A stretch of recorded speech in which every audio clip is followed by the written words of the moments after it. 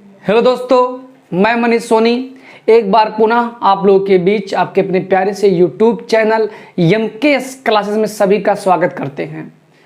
आज यह वीडियो 10वीं कक्षा के लिए गणित का होगा और आज हम एक नया टॉपिक स्टार्ट करने जा रहे हैं जिसका नाम है त्रिभुज। ब्राइटनेस जिसका नाम क्या है? त्रिभुज। और 10वीं कक्षा के विद्यार्थियों के लिए त्रिभुज सबसे कठिन लगने वाला एक टॉपिक होता है। तो हम इस कठिन टॉपिक को आज हम बहुत इजी बनाने जा रहे हैं।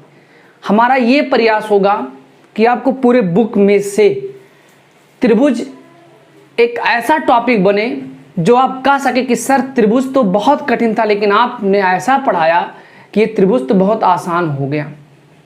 बस क्या करिए, आप लोग मेरे सभी वीडियो कंटिन्यू देखते रहिए, फिर मैं आपसे वादा करता हूं कि त्रिभुज आपका इतना आसान बना दूंगा कि आप सपने में नहीं सोचे होंगे। क्या करिए, एक एक करके सभी वीडियो को देखते रहिए। किसी वीडियो में कहीं भी कोई समस्या है तो आप क्या करिए भैया, आप हमारे व्हाट्सएप नंबर 9670203072 पर आप लिख करके कुछ भेजिए कि सर कुछ टॉपिक नहीं क्लियर हुआ है, हम उसको पुनः एक बार बता ही देंगे आपको। ठीक है ना? तो आइए चलते हैं। हम लोग क्लास 9th में भी त्रिभुज पढ़े थे और आज क्लास 10th में भी त्रिभुज आ ही गया। तो 9th में आप लोग पढ़े ही होंगे त्रिभुज। वहाँ हम त्रिभुज में पढ़े थे सर्वांग सम के बारे में। सर्वांग सम एक शब्द मैंने नाम लिया, सर्वांग सम। पहले हम सर्वांग सम का ही मतलब समझ जाते हैं। सर्वांग सम, अब सर्वांग सम का अपने अगर हम गणित की भाषा में इसका संधि विच्छेद करें तो होगा सर्वा धन अंग और धन सम। सर्वा का मतलब होता है सभी। सर्वा माने क्या होता है भैया? सभी होता है। और अंग रहने दीजिए, अंग माने हिस्सा या भाग, सम माने होता है समान। अगर किसी त्रिभुज के, ठीक है ना, मतलब दो या दो से अधिक त्रिभुजों के अगर सभी अंग समान हो जाएं तो ऐसे त्रिभुज सर्वांग सम कहलाते हैं। कुछ लोग त्रिभुज के बारे में नहीं जानते हैं। 3 भुजाओं से घिरी हुई आकृति को त्रिभुज कहते हैं। त्रिभुज में 3 कोण होता है, 3 भुजा होता है। त्रिभुज में 3 कोण और 3 क्या होते हैं? भुजा होते हैं। तो कहने का मतलब क्या है कि अगर हमने बताया आपको सर्वांग सम। सर्वांग सम शब्द का संधि विच्छेद सर्वा धन अंग धन सम। सर्वा का मतलब सभी, अंग का मतलब उसका हिस्सा, सम का मतलब समान। अगर त्रिभुजों के सभी अंग समान हो जाएं तो इस प्रकार के त्रिभुज आपस में सर्वांग सम होंगे और उनके संबंध को दिखाने के लिए हम इस सिंबल का क्या करते हैं? प्रयोग करते हैं और यही सर्वांग सम का सिंबल होता है। इसके बाद हम लोगों ने पढ़ा क्लास 9th में कि सर्वांग सम के लिए कुछ हमने कंडीशंस भी पढ़ा, जिसमें से पहला कंडीशन, दूसरा, तीसरा, चौथा, 4 कंडीशंस हम लोग हैं। हम किसी को भी आगे पीछे कह सकते हैं। हमने पहला कहा दिया यस ए यस, हमने कहा दिया ए ए एस, हमने कहा दिया एस एस एस, हमने कहा दिया आर एच एस। अगर इसका नाम लें हिंदी में हम लोग तो एस फॉर, पहला नंबर S for side, A for angle और R for right, H for hypotenuse. Right का मतलब समकोण, हाइपोटेनियस का मतलब कर्ण होता है। तो यहाँ से इसको लिख सकते हैं भू भू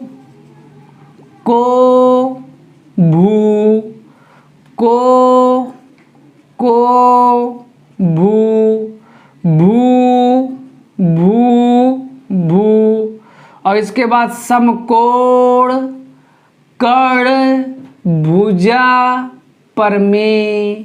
समकोण का मतलब कै डिग्री? 90 डिग्री। तो हमारे पास ये 4 कंडीशंस थे। अगर इसमें से कोई एक कंडीशंस फॉलो किया तब हम कहते थे कि हाँ ये त्रिभुज आपस में सर्वांग सम है। S A S, A A S, S S S, R H S. ठीक है ना? ये सर्वांग सम के 4 कंडीशंस थे। इतना बात तो क्लियर हो गया। इसके बाद आइए चलते हैं, दूसरा चीज क्या देखते हैं। सर्वांग सम में अगर सभी अंग समान होंगे तो सर्वांग सम में 2 हम शब्दों का और प्रयोग कर सकते हैं, 2 अलग अलग शब्दों का। जैसे कोई दो त्रिभुज सर्वांगसम कब होंगे? पहला चीज उनका आमाप, और दूसरा चीज आकार बराबर हो।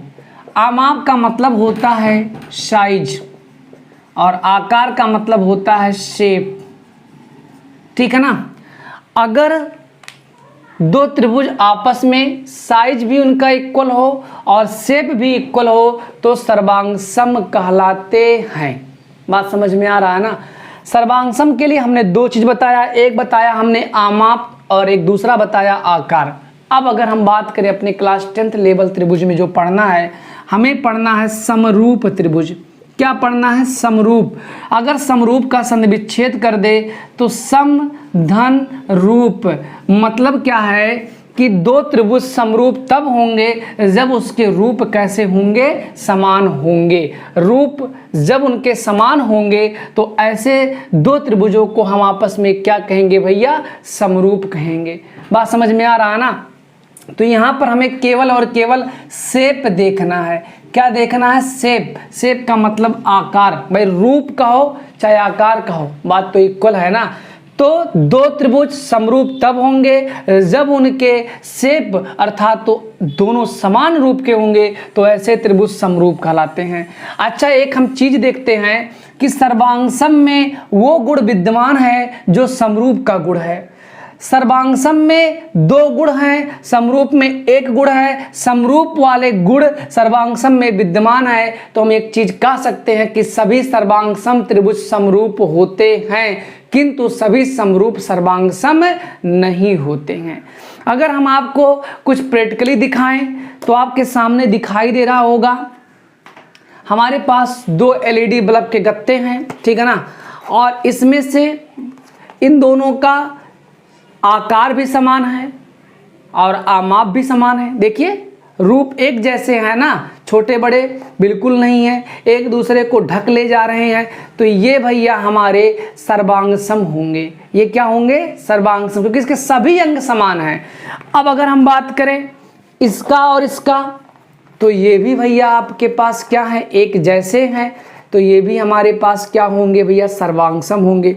फिर एग्जाम्पल अगर अगला लें तो ये भी देख रहा आप लोगों को एक साइज के हैं, तो ये भी आपके सर्वांगसम होंगे। लेकिन अगर हम बात करें इसका और इसका, तो भैया इनका रूप तो एक जैसा है। रूप एक जैसा है, कैसे है मैं ये भी आपको दिखा दे रहा हूं। ये देखिए इनका रूप एक जैसा है, बस अंतर कितने का भैया? अंतर छोटे बड़े का है। अंतर छोटे बड़े का है तो इस कंडीशंस में हम कह सकते हैं ये समरूप होंगे लेकिन सर्वांगसम नहीं होंगे। लेकिन अगर हम बात करें इसका और इसका,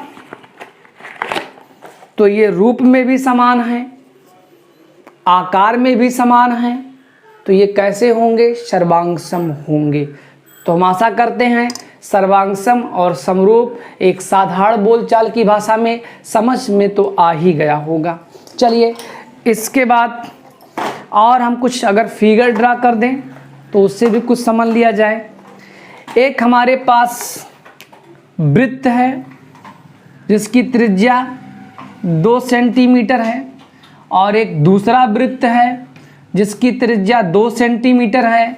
तो देखिए इनका अंग और रूप दोनों समान है तो ये दोनों सर्वांगसम हो जाएंगे।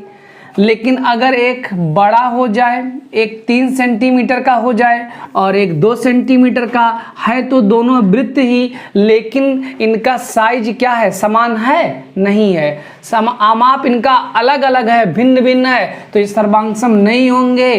केवल और केवल आपस में क्या होंगे भैया? ये समरूप होंगे।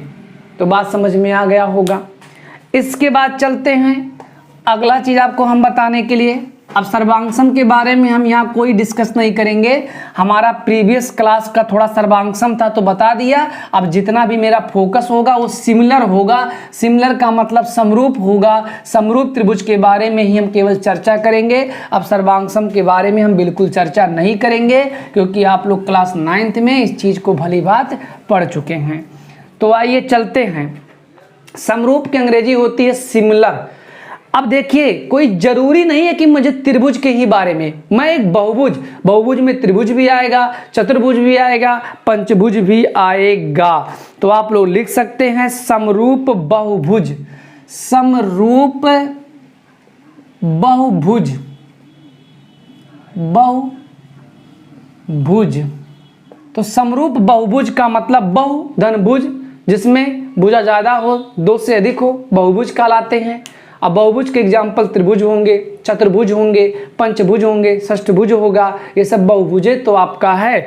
तो लिख सकते हैं परिभाषा के रूप में दो बहुभुज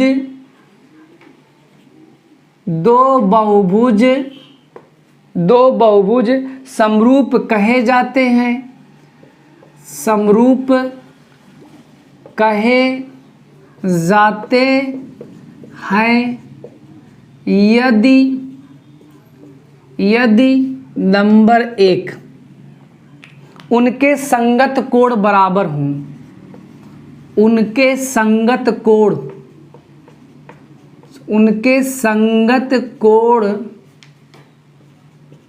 बराबर हों। और दूसरा प्रतिबंध है भैया कि उनकी संगत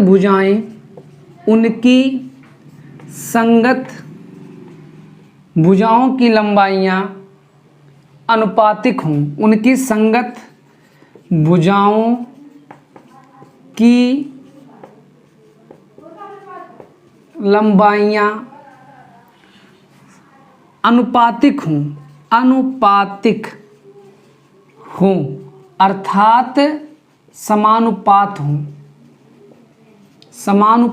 में हो। ठीक है ना। अभी आपको एग्जाम्पल्स के माध्यम में हम दोनों आपको समझा दे रहे हैं। उनके संगत कोण बराबर हों और दूसरा बात है उनकी संगत भुजाओं की लंबाइयां अनुपातिक हों। जैसे मान लेते हैं एक हमारे पास त्रिभुज है और यहाँ पर भी हमारे पास एक त्रिभुज है, एक छोटा वाला त्रिभुज है और एक बड़ा वाला त्रिभुज है।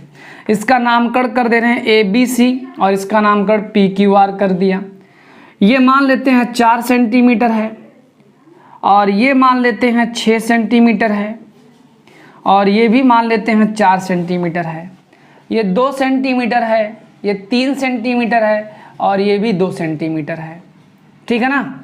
तो यहाँ से क्या होगा, AB के संगत क्या है, PQ है, BC के संगत क्या है, QR है और AC के संगत क्या है, PR है। तो देखिए क्या इनकी अनुपात सब आपस में क्या है, बराबर हैं। तो AB बटा PQ और उसके बाद BC बटा QR और उसके बाद में AC बटा PR। तो आप AB का मान बताइए, 4 है। AB का मान कितना है, 4 है और PQ का मान कितना है, 2 है। BC का मान कितना है, 6 है। QR का मान कितना है, 3 है। AC का मान कितना है, 4 है और PR का मान कितना है, 2 है। हल करेंगे, 2 दूनी 4, 3 दूना 6, 2 दूना 4, ये सब 2 बराबर 2 आ रहे हैं ना। देखिए 2 बराबर 2, इनकी संगत भुजाएं अनुपातिक हैं कि नहीं है, अनुपातिक समान अनुपात में है कि नहीं है, बिल्कुल हैं। 2 बराबर 2 बराबर 2। अतः हम लोग कह सकते हैं कि त्रिभुज ABC समरूप होगा त्रिभुज PQRK।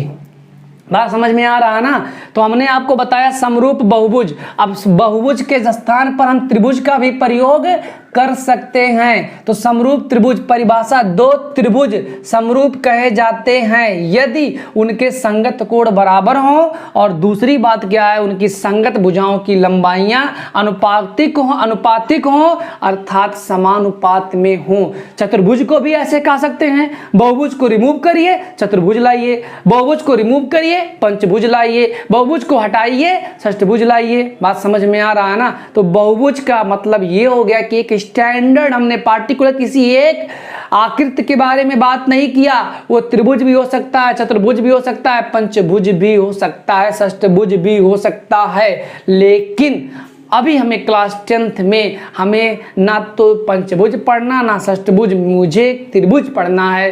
तो बहुभुज हमारा बार बार कौन सा आएगा भैया, त्रिभुज आएगा। लेकिन इन फ्यूचर अगर आप त्रिभुज के बारे में ही दिमाग में बीमारी बना लेंगे तो हो सकता है चतुर्भुज का ना बना पाए।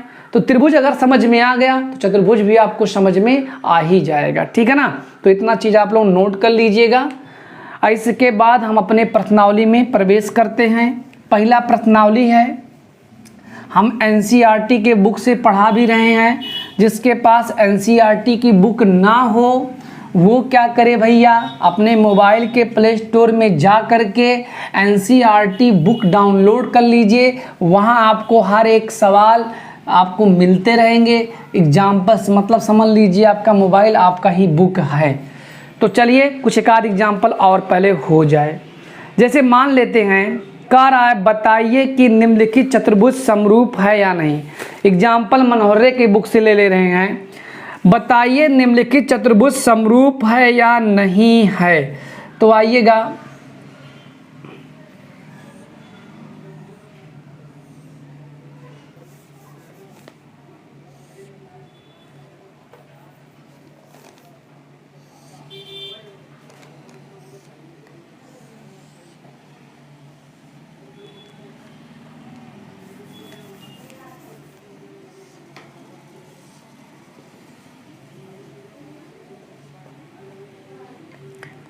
ये है 1.5, ये भी आपके पास है 1.5, ये आपका है 1.5 और ये भी आपके पास है 1.5। PQR यस और ABCD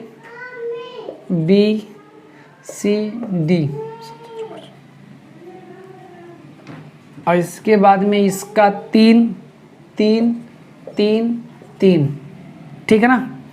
और ये भी सेंटीमीटर में सेंटीमीटर में सेंटीमीटर में सेंटीमीटर में सेंटीमीटर में सेंटीमीटर, सब सेंटीमीटर है। इतना आप लोग फिगर, ठीक है ना, बना लीजिएगा। क्या आवाज़ नहीं आ रही है क्या भाई?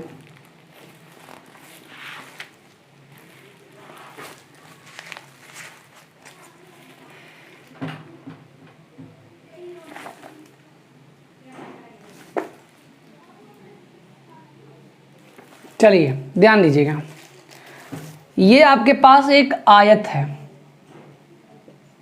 सॉरी वर्ग है, ठीक है ना, क्योंकि सभी भुजाएं क्या हैं, समान है। ये आपके पास एक वर्ग है, ठीक है ना। और ये दूसरा आपके पास 1.5 सबका है, लेकिन ये वर्ग नहीं है, ये समचतुर्भुज है, ठीक है ना। भुजाएं ये समांतर चतुर्भुज का ही एक प्रकार, जिसे हम लोग क्या कहते हैं, समचतुर्भुज। भुजाएं तो बराबर हैं, ये मत कहिए कि सर जी इनकी भुजाएं अनुपातिक हैं। मतलब अगर 3 1.5 कर लें या 1.5 3 कर लें, मतलब 1.5/3 कर लें और 1.5/3 कर लें और 1.5/3 कर लें और 1.5/3 कर लें, हाँ बराबर तो हर जगह आएंगे। भुजाएं तो अनुपातिक हैं, लेकिन ये बताइए दोनों दो अलग अलग प्रकार के बहुभुज हैं कि नहीं हैं? है तो सभी चतुर्भुज, लेकिन चतुर्भुज के प्रकार हैं, एक वर्ग है और एक समचतुर्भुज है। ये समांतर चतुर्भुज का ही एक प्रकार है, इसमें प्रत्येक कोण 90 डिग्री होते हैं, लेकिन इसके लिए ऐसा कोई प्रतिबंध नहीं है। इन दोनों का साइज तो इक्वल है, मतलब साइज कहने का मतलब भुजाएं तो अनुपातिक हैं, भुजाएं क्या हैं, अनुपातिक हैं, लेकिन इनके रूप एक जैसे नहीं है। इस दशा में ये दोनों आपके समरूप बहुभुज नहीं होंगे। इसके बाद अगर हम बात करें और एग्जाम्पल्स के बारे में, तो अब हम आपको डायरेक्ट प्रश्नावली में ही ले जा रहे हैं। चलिए अब हम प्रश्नावली में ही प्रवेश कर रहे हैं। बुक उठाइए, चलिए डालेंगे प्रश्नावली 6.1। प्रश्नावली 6.1 कह रहा है कि कोष्टक में दिए शब्दों में से सही शब्दों का प्रयोग करते हुए रिक्त स्थानों को भरिए।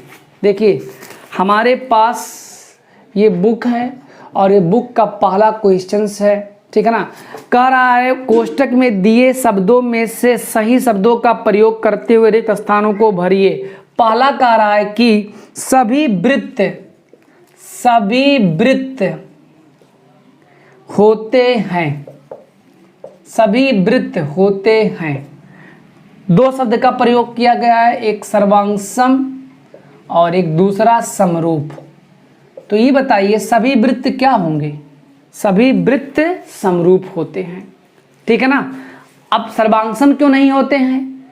क्योंकि हमें माप के बारे में बात नहीं किया, यही कहा कि सभी वृत्त होते हैं तो सभी वृत्त समरूप होते हैं, क्योंकि वह चाहे जैसा वृत्त खींच दीजिए छोटा बड़ा, उनका शेप, आकार या रूप एक जैसा है ना, तो ये सभी वृत्त क्या होते हैं? समरूप होते हैं। दूसरा हमारे पास है सभी वर्ग होते हैं। तो सभी वर्ग क्या होते हैं? जिस प्रकार से सभी वृत्त हमारे समरूप होते हैं, ठीक उसी प्रकार से सभी वृत्त हमारे क्या होते हैं? समरूप होते हैं। सभी त्रिभुज समरूप होते हैं, सभी त्रिभुज समरूप होते हैं। अगर हमारे पास समबाहु त्रिभुज हो जाए, अगर हमारे पास त्रिभुज, ध्यान दीजिएगा,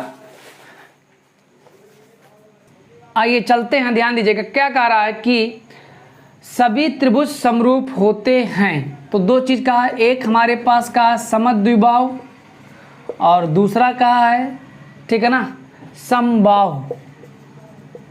अब समद्विबाहु में पता नहीं कौन द्विबाहु बराबर होगा, लेकिन समबाहु जब होंगे तो सभी भुजाएं क्या होंगे? समान होंगे, एक जैसे होंगे। अगला कह रहा है भुजाओं की समान संख्या वाले दो बहुभुज समरूप होते हैं यदि उनके संगत कोण बराबर हो, और दूसरा बढ़ना है उनकी संगत भुजाएं क्या हो? अनुपातिक हो। दूसरा कह रहा है निम्नलिखित युग्मों के दो भिन्न भिन्न उदाहरण दीजिए। कह रहा समरूप आकृतियां, समरूप में क्या करना है? एक बड़ा वृत्त खींच दीजिए और एक छोटा वृत्त खींच दीजिए, दोनों क्या होंगे भैया? समरूप होंगे। दूसरा कह रहा ऐसी आकृतियां जो समरूप नहीं है, तो एक वृत्त खींच दीजिए, एक त्रिभुज खींच दीजिए। बात समझ में आ रहा है ना। अगला क्वेश्चन कह रहा है बताइए कि निम्नलिखित चतुर्भुज समरूप है या नहीं है। अभी मैंने इसका एग्जाम्पल्स कुमार मनोहरे के बुक से आपको बताया, ये आपके पास है, ठीक है ना। चलिए इस प्रकार से हमारा ये प्रश्नावली होता है ख़त्म। अगला जो प्रश्नावली होगा वो प्रमेय का होगा, जो कि बहुत ही इम्पॉर्टेंट होगा।